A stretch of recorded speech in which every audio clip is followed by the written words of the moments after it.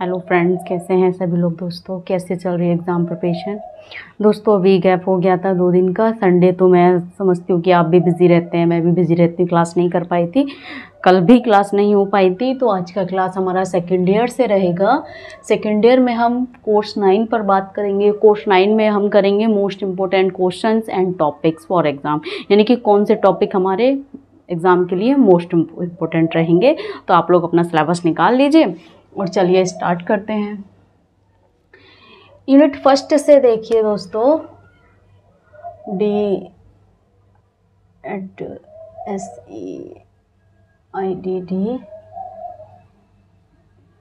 Second year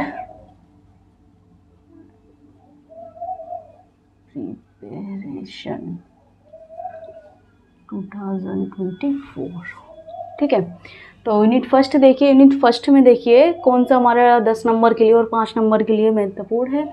1.1 है आपका, विकासात्मक विकलांगता वाले बच्चों के लिए उपचारों की परिभाषा और आवश्यकता और महत्व को समझाइए। प्रश्न आपसे पूछेगा कि विकासात्मक वाले जो बच्चे हैं, ठीक है ना, डेवलपमेंटल डिसेबल्ड जो बच्चे हैं, उनके लिए कौन कौन से उपचारों की आवश्यकता है और उन उपचारों का क्या महत्व है। ठीक है ना, इस तरीके से आपसे पूछेगा। तो इसमें आपको विकासात्मक विकलांगता वाले बच्चों के बारे में बताना पड़ेगा। विकासात्मक विकलांगता क्या होती है और क्या लक्षण है, उसके बारे में बताएंगे। फिर उनके लिए उनकी आवश्यकताएं क्या क्या हैं और उनके उपचार क्या हैं और उन उपचारों का क्या महत्व है। इस तरीके से आपको ये क्वेश्चन अटेम्प्ट करना पड़ेगा। आपको 10 नंबर के लिए मोस्ट इम्पोर्टेंट रहेगा यूनिट 1.1। ठीक है, 1.2 देखिए, व्यवहार चिकित्सा से आप क्या समझते हैं एवं समस्या व्यवहार प्रबंधन की तकनीकों को लिखिए। व्यवहार चिकित्सा क्या है, यानी कि हमारा बिहेवियरल थेरेपी क्या है, इसके बारे में बताएंगे। और समस्या व्यवहार प्रबंधन की क्या तकनीकें रहेंगी, 5 नंबर के लिए मोस्ट इम्पोर्टेंट रहेगा।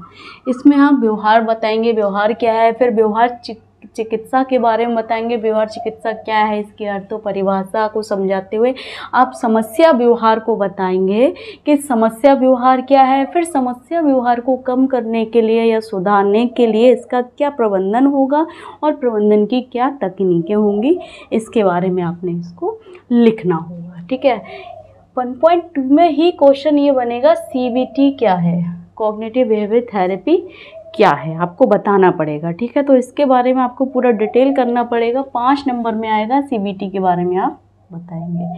1.3 कह रहा है, व्यवसाय चिकित्सा को परिभाषित करते हुए व्यवसाय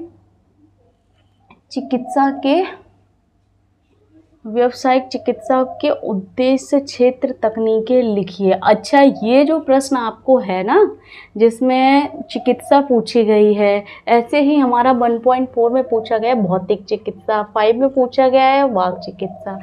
इन तीनों में से कोई भी एक क्वेश्चन आ जाएगा। कैसे, जैसे यहाँ पूछा ना, व्यवसाय चिकित्सा को परिभाषित करते हुए व्यवसाय चिकित्सा के उद्देश्य क्षेत्र और तकनीकें लिखिए।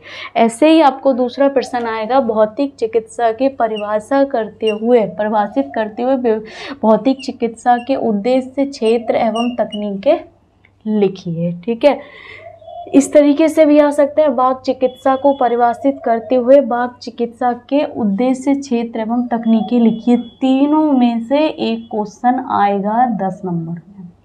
तीनों ही क्वेश्चन आपको ये तैयार करने पड़ेंगे। तीनों क्वेश्चन में बताना पड़ेगा, जैसे व्यवहार चिकित्सा क्या है, व्यवहार चिकित्सा के उद्देश्य क्या हैं, ठीक है, उनके क्षेत्र कौन कौन से हैं और उनके तकनीकें क्या क्या हैं। ठीक है ना, तो इन तीनों में से कोई ना कोई एक चिकित्सा आपसे वो पूछ लेंगे 10 नंबर में। ठीक है, और ये वाला तो क्वेश्चन अगर मैं बताऊं आपको तो 99% पूछा जाएगा। ये वाला क्वेश्चन 90% मैं बता रही हूँ, 99% तक ये आ सकता है। तीनों में से एक चिकित्सा आपको पूछ लेंगे। ठीक है ना, यूनिट 2 पर आ जाइए। 2.1 है हमारा, मनोरंजन उपचार के प्रकार लिखिए। मनोरंजन उपचार के आपको 5 नंबर में पूछेगा। 2.3 में है, विकासात्मक विकलांगता वाले बच्चों की शिक्षा में योग चिकित्सा, यानी कि योग चिकित्सा की क्या भूमिका है विकलांग व्यक्तियों के जीवन में या उनके शिक्षा में, योग चिकित्सा की भूमिका क्या है एवं योग चिकित्सा के उद्देश्य क्षेत्रों को लिखिए। यहाँ पर ये 5 नंबर में आ सकता है, ठीक है। इतना लॉन्ग नहीं पूछेंगे, योगा चिकित्सा पूछेंगे, योगा चिकित्सा के उद्देश्य और क्षेत्र पूछेंगे, वो इससे ज़्यादा नहीं पूछेंगे। 2.4 है विशेष ओलंपिक अंतर्राष्ट्रीय और भारतीय परिदृश्य को समझाइए, मोस्ट इंपॉर्टेंट है, 80% आपको ये क्वेश्चन आ सकता है, विशेष ओलंपिक, ठीक है ना, स्पेशल ओलंपिक के बारे में वो पूछ सकता है। 2.5 है विकासात्मक विकलांगता वाले बच्चों के लिए, अंग बच्चों के लिए संगीत प्रदर्शन कलाओं का क्या उद्देश्य है, 5 नंबर में, और इसके क्या महत्व है, पूछ सकता है। 5 नंबर के लिए मोस्ट इम्पोर्टेंट रहेगा ये टॉपिक। इस तरीके से आपको क्वेश्चन आ सकता है कि विकलांग बच्चों के लिए संगीत और प्रदर्शन क्यों महत्वपूर्ण है, या संगीत प्रदर्शन कलाएं हैं, इनका क्या उद्देश्य है और इनका क्या महत्व है, ठीक है। यूनिट 3 पे आ जाइए। 3.1 है भाषा और संचार के विकास को समझाते हुए ESD के सभी स्पेक्ट्रम के लिए निहितार्थ लिखिए, यानी कि भाषा और संचार के विकास को समझाते हुए, मतलब वो कह रहे हैं लैंग्वेज एंड कम्युनिकेशन डेवलपमेंट को आप जब डिफाइन करेंगे उसके साथ साथ ये बताएंगे इसके लिए ESD वाले बच्चों के लिए क्या इसके निहितार्थ है, इसमें लिखेंगे। आपको 5 नंबर के लिए मोस्ट इम्पोर्टेंट रहेगा।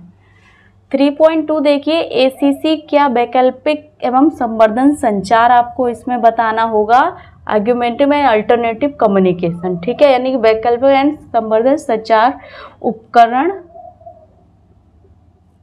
प्रणाली के बारे में समझाइए। उपकरण प्रणाली है ये एक असेसमेंट टूल है, वैकल्पिक एवं संवर्धन संचार हिंदी में, इंग्लिश में आर्ग्यूमेंटेटिव अल्टरनेटिव कम्युनिकेशन, ठीक है। 1 नंबर में परिवार इसकी वो पूछ सकते हैं, फुल फॉर्म्स पूछ सकते हैं आप, ठीक है ना, तो इसकी उपकरण प्रणाली के बारे में भी पूछ सकते हैं, ये भी आपका 5 ही नंबर में पूछा जाएगा। नेक्स्ट है आपका ASD में संवेदी प्रसंस्करण और गामक कौशल विकास की प्रक्रिया को समझाइए, वेरी वेरी मोस्ट इम्पोर्टेंट है ये क्वेश्चन 5 नंबर के लिए। ASD में सेंसरी इंटीग्रेशन जो होता है उसमें कह रहे हैं सेंसरी इंटीग्रेशन को समझाना है, मतलब उनकी संवेदी प्रसंस्करण जो है, सेंसरी इंटीग्रेशन जो है क्या है, क्यों होती है, कौन कौन सी ज़्यादा होती है, किन बच्चों में कम होती हैं, वो बताते हैं। उन्होंने कहा है गामक कौशल विकास की प्रक्रिया को समझाइए, ठीक है।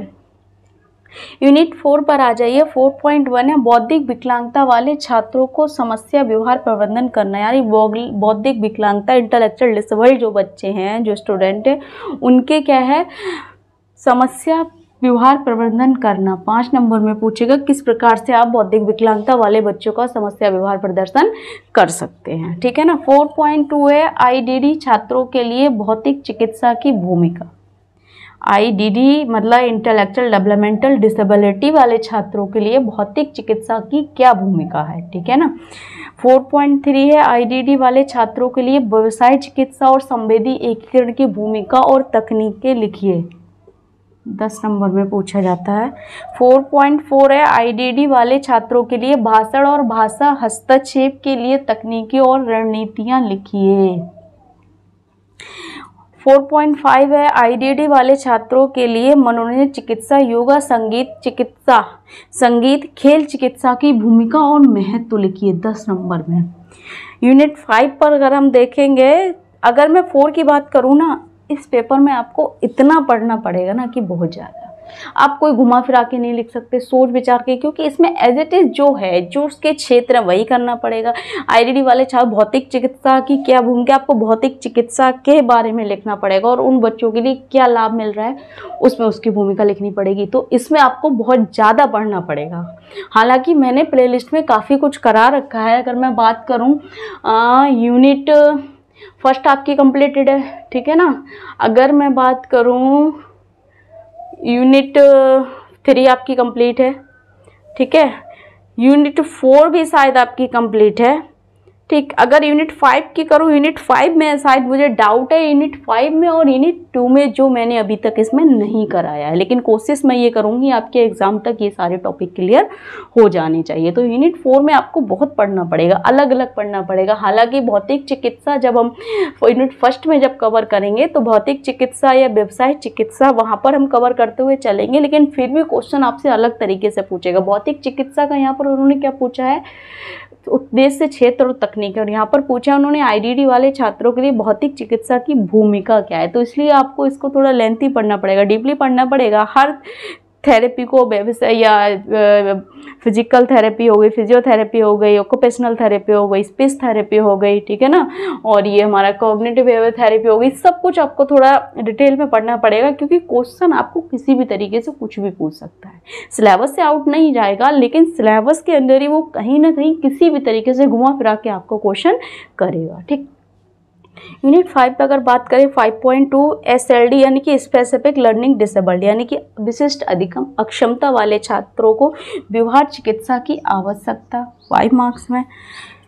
5.3 है आपका स्पेसिफिक लर्निंग डिसेबल्ड वाले छात्रों में को भाषा चिकित्सा की हस्तक्षेप प्रक्रिया समझाइए, और PVIS मैंने करा रखा है, ठीक है ना। अगर मैं बात करूं यहाँ पर साइज से, ये मैंने यूनिट 5 में भी करा रखे हैं टॉपिक्स, मुझे याद आ रहा है यूनिट 5 के भी मैंने PVIS करा रखा है, और 5.3 भी करा रखा है, और 5.2 भी करा रखा है, यानी कि बहुत सारे क्वेश्चन मैंने यहाँ कंप्लीट आपको करा रखे हैं, ठीक है। अच्छा, अगर हम बात करें कि कौन कौन से नहीं हुए हैं, तो यूनिट 2 में हमारे कुछ टॉपिक्स नहीं हुए हैं, और यूनिट 4 में नहीं हुए हैं। बाकी अगर हम बात करें यहाँ पर 1.1 भी है, 1.2 भी करा रखा है, 1 और 2 ये CBT क्या है इसके बारे में भी करा रखा है, ऑक्यूपेशनल थेरेपी, फिजियोथेरेपी वो और स्पीच थेरेपी भी करा रखी है मैंने। और अगर यूनिट 2 पर अगर हम जाते हैं, तो यूनिट 2 में भी मुझे ऐसा क्यों याद आ रहा है कि शायद करा रखा है, देखकर पता चलेगा, लेकिन ऐसा लग रहा है पढ़ने से कि मैंने शायद क्वेश्चन कराए हैं। हालांकि हो सकता है आपको अभी कोर्स में मतलब न्यू प्लेलिस्ट में नहीं से, वो ओल्ड प्लेलिस्ट में हो कुछ टॉपिक, तो ऐसा लग रहा है कि करा रखे हैं। लेकिन यूनिट 3 की अगर बात करें तो करा रखे हैं। ACC के बारे में भी करा रखा है मैंने। यूनिट 4 में भी कई हैं, जैसे कि इस पर सेंसरी इंटीग्रेशन के बारे में आया, ये भी अच्छे से करा रखा है। तो बहुत सारा अगर मैं बात करूँ, इसमें मैंने आपको 70% आपका कराया हुआ है। 30% जो रह रहा है उसकी हम कोशिश करेंगे कि एग्ज़ाम के टाइम तक हम जल्दी से इसको कवर कर लें, ठीक है। तो अब क्लास कंटिन्यू होने वाली है, जैसा कि अच्छा ये होता है ना, अगर फर्स्ट ईयर का क्लास अपलोड कर दो तो सेकेंड ईयर वाले बोलते हैं मैम क्लास नहीं करी आपने आज, सेकेंड ईयर वालों की कर दी तो फर्स्ट ईयर वाले बोलते हैं मैम क्लास नहीं करी आप। भाई एक दिन में एक क्लास अपलोड होगी, चाहे फर्स्ट ईयर वाले की हो चाहे सेकेंड ईयर वाले की हो, लेकिन हाँ प्रिपरेशन दोनों की चलेगी अल्टरनेटिव डेज में, कि एक दिन किसी की दूसरे दिन किसी की, यानी कि एक दिन फर्स्ट ईयर की होगी तो दूसरे दिन सेकेंड ईयर की होगी, ठीक है। इस चीज़ को लेकर ना परेशान हो, ना कमेंट करें कि मैम आज हमारी क्लास नहीं है, आपकी नेक्स्ट डे आएगी क्लास, नेक्स्ट डे नहीं आएगी और नेक्स्ट डे आएगी, ठीक। तो इसमें अगर आपको कुछ डाउट लग रहा है या आपको पूछना है, कुछ गलत लग रहा है, तो कमेंट बॉक्स में कमेंट करें। ज़्यादा से ज़्यादा वीडियो शेयर करें, लाइक करें, चैनल को सब्सक्राइब करें, बेल आइकन को प्रेस करें, ताकि नेक्स्ट आने वाली क्लास आप तक पहुँचती रहे दोस्तों। Thank you so much.